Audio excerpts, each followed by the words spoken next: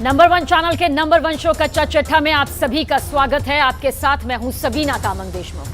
कच्चा चिट्ठा में बात उस खबर की जिसमें इजराइल को बड़ा झटका लग सकता है। 1.5 महीने से चल रहे महायुद्ध में अब वो हुआ है जिसका हमास बेसब्री से इंतजार कर रहा था। इजराइल और हमास 4 दिन के सीज फायर पर राजी हो चुके हैं। अब ऐसे हालात में दावा यह किया जा रहा है कि इजराइल को हमास के साथ सीज फायर करना बहुत ही भारी पड़ने जा रहा है।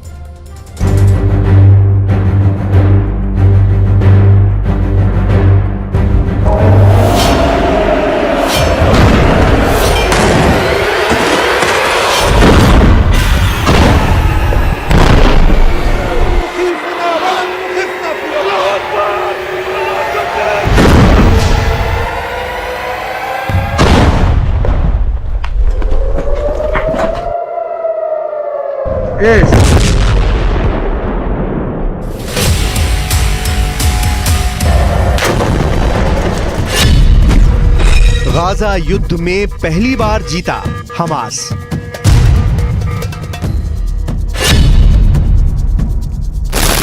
फिलिस्तीन और मिडिल ईस्ट की मीडिया दावा करने लगी है कि 1.5 महीने के भीषण गाजा युद्ध में पहली बार हमास ने इजराइल को हरा दिया है। दावा किया जा रहा है कि हमास के भारी दबाव और भीषण हमलों की वजह से इजराइल सीज फायर करने को मजबूर हो गया है। 4 दिन का ये युद्ध विराम ऐसे वक्त हो रहा है जब इजरायली सेना उत्तरी गाजा में जीत के दावे कर रही है, जबकि दक्षिणी गाजा में ताबड़तोड़ इजरायली हमले हो रहे हैं।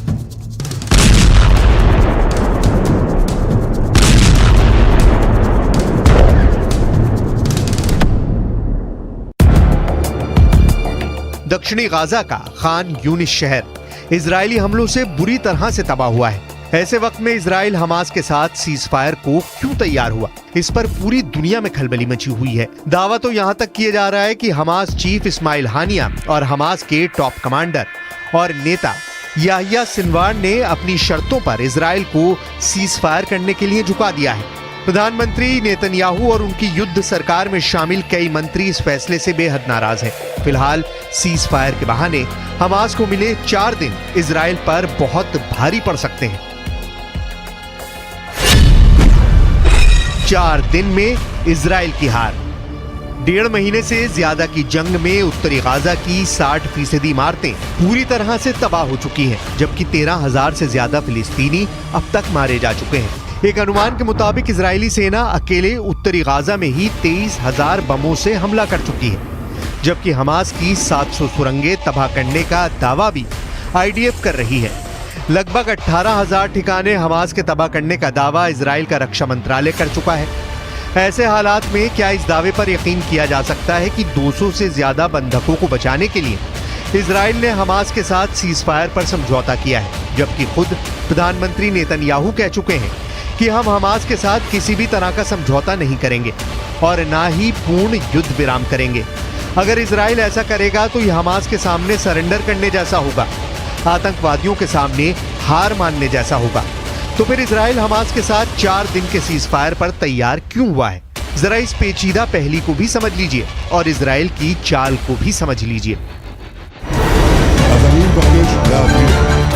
इजराइल के प्रधानमंत्री बेंयामिन नेतन्याहू ने ऐलान कर दिया है कि भले ही दुनिया भर की मीडिया सीज फायर पर बढ़-चढ़ कर दावे करे, लेकिन ये बिल्कुल साफ है कि युद्ध नहीं रुकेगा, हमले नहीं रुकेंगे। सीज फायर का मतलब युद्ध रोकना नहीं है, बल्कि बंधकों की रिहाई के लिए एक रास्ता निकालना भर है। इधर कुछ मीडिया रिपोर्ट्स में दावा किया गया है कि इजराइल ने बेहद चालाकी से 4 दिन का वक्त सीज फायर के नाम पर ले लिया है, क्योंकि उत्तरी गाजा के बीचों बीच हमास के लड़ाके इजरायली सेना के टैंकों और पैदल सेना पर भीषण हमले कर रहे हैं। इजरायली सेना समझ नहीं पा रही है कि आखिर हमास इजराइल के इतने भीषण हमलों के बावजूद इजरायली सेना पर हमले कैसे कर रहा है। कुछ रिपोर्ट्स के मुताबिक इजरायली सेना उत्तरी गाजा में फिलिस्तीनी आतंकवादी समूह अल कुद्स ब्रिगेड को पूरी तरह से खत्म करना चाहती है, क्योंकि अल कुद्स ब्रिगेड ने उत्तरी गाजा में इजरायली टैंकों को तबाह करके रख दिया है। अल कुद्स ब्रिगेड इजराइल के 50 से ज्यादा टैंकों को तबाह करने का दावा कर रही है। अभी तक गाजा युद्ध में इजराइल के 70 से ज्यादा सैनिक मारे जा चुके हैं, जिनमें कई कमांडर लेवल के अफसर हैं। अल कुद्स ब्रिगेड के लड़ाके आईडीएफ टैंकों पर बेधड़क रॉकेट लॉन्चर से हमले कर रहे हैं।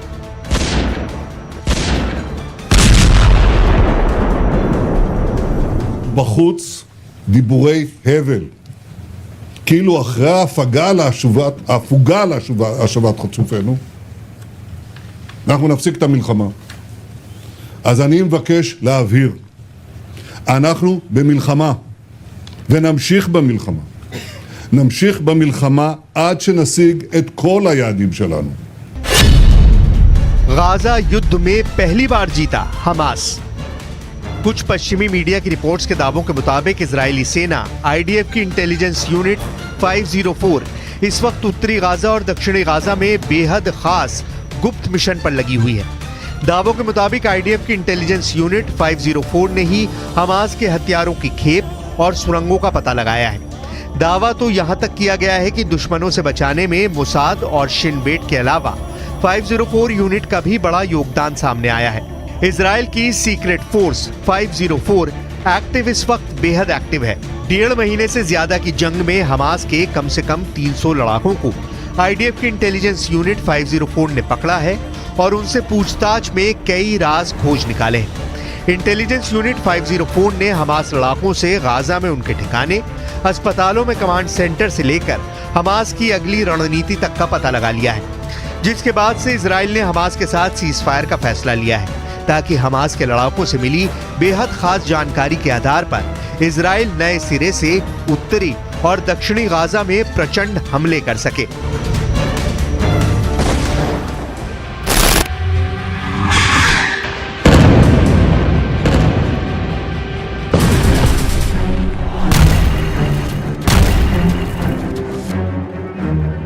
अब सवाल उठता है कि क्या हमास को नहीं पता होगा कि इजराइल सीज फायर के नाम पर उनके साथ खेल रहा है? तो जवाब है बिल्कुल।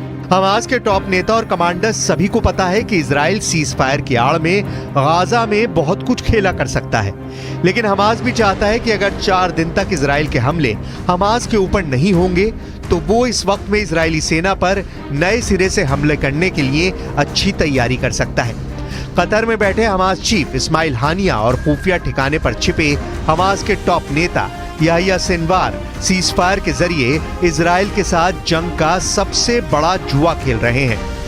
देखिए 4 दिन के सीज फायर में क्या तय हुआ है और सीज फायर के पीछे कौन कौन से देश शामिल हैं।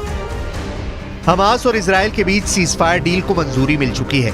इजरायली कैबिनेट ने हमास के साथ डील को मंजूरी दे दी है। 4 दिन के लिए बंद हुए इजराइल हमास की जंग में 30 बच्चों समेत 50 बंधकों की होगी रिहाई, जबकि 300 तक फिलिस्तीनी कैदी भी इजराइल छोड़ेगा।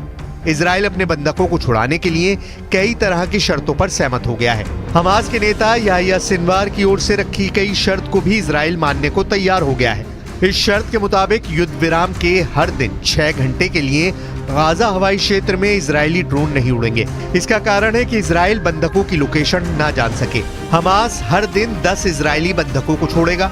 इस पीस डील को मुकाम पर पहुंचाने में कतर, मिस्र के अलावा तुर्की ने भी अहम भूमिका निभाई है। तुर्की कुछ मुस्लिम देशों के सीनियर अधिकारियों को मिलाकर बने ग्रुप में सक्रियता से काम कर रहा था।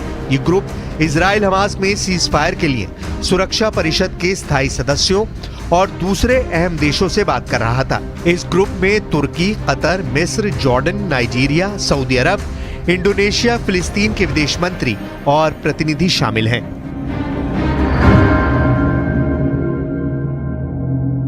Hamas have a dubious record with regard to holding fire in the past. They've utilized these types of pauses in the past to conduct more killing and abduction. So we need to be very strong in our defensive position. Cease fire नहीं, ये surrender है। ونقول للاحتلال الذي تجاوزت خسائره 180 دبابة وناقلة جند وآلية عسكرية ومئات القتلى والجرحى في صفوف جنوده وضباطه خلال أسبوعين فقط.